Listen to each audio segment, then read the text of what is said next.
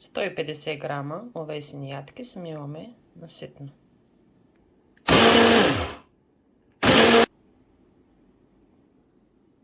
Добавяме 75 грама масло.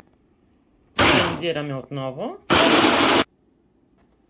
Получената смес слагаме в форма за торта и разстиламе на дъното.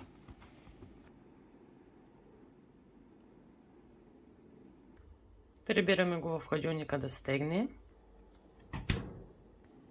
През това време 3 яйца разбиваме с 450 грама скир.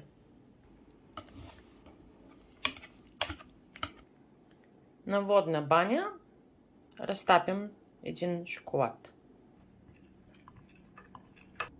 Изсипвам малко от млечната смес към шоколада, темперирам.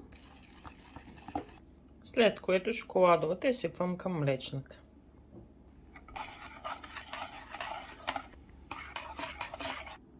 Изсипваме сместа върху блата. Изравняваме. Слагаме във фурната на 180 градуса за 30 минути. След 30 минути проверявам. Ако е готов, изкарваме. Ако още отгоре лепне, може да го оставим за още време. При мен отне още 10 минути, т.е. пекох чизкейка за 40 минути. И го оставяме да се охлади.